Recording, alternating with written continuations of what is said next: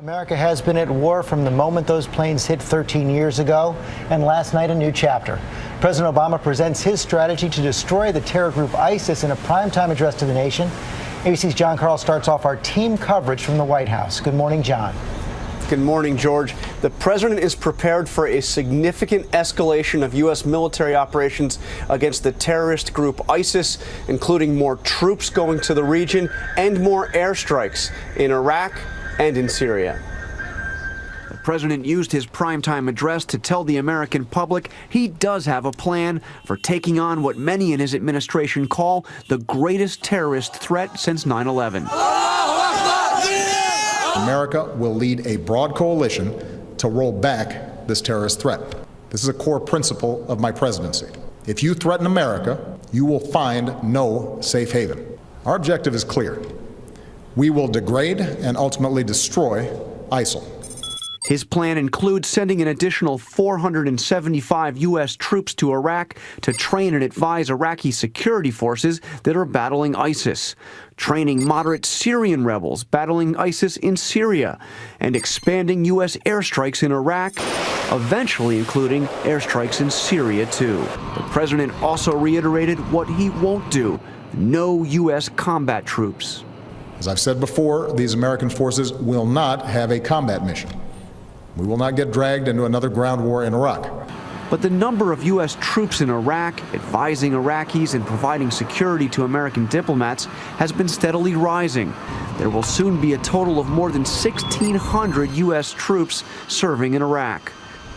The president said that he would welcome a show of support from Congress, but that he does not need authority from Congress to conduct airstrikes in Iraq or in Syria. But, George, there is one thing he does need from Congress. He needs them to vote to give him authority to train those so-called moderate rebels in Syria. And that could come as early as next week. Okay, John, thanks. Let's get more on the president's strategy now from ABC's Martha Raddatz, also in Washington.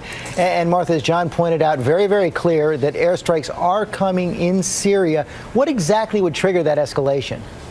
George, if they find an ISIS leader or the executioners of James Foley or Stephen Sotloff, I think you would see an airstrike immediately in Syria. But for the larger campaign into Syria, it will be when they have solid targets based on surveillance and intelligence, and that will probably be a while. In the meantime, the airstrikes, as John said, will expand in Iraq. But to give a little perspective, so far in a month, a little over 150 airstrikes in Iraq. Back in Desert Storm, there were about 2,000 sorties a day. And Martha, after some conflicting early messages, now the president has now repeated several times the goal is to defeat ISIS. But what would that look like?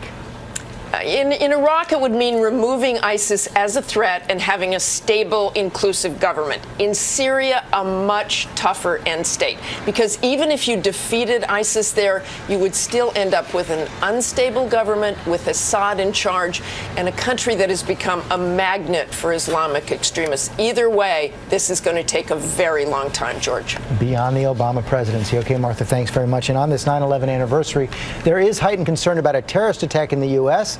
ABC's Pierre Thomas is in Washington with more on that front. Good morning, Pierre. Good morning, George. On this day of 9/11, the country is facing a multitude of threats, a witch's brew. You have bomb makers from Yemen converging with al-Qaeda fighters in Syria, trying to make explosives that can be smuggled onto planes. You have the possibility of lone wolves, not tied to any group, who could attack at any time. And of course, there's this new emerging threat from ISIS. New York City's police commissioner says this is the most dangerous moment in recent years, and he cited ISIS as a major reason, George. But Pierre, on that ISIS threat, both the president and his advisors up on Capitol Hill yesterday have made it very clear there is no specific credible threat from ISIS to the homeland right now.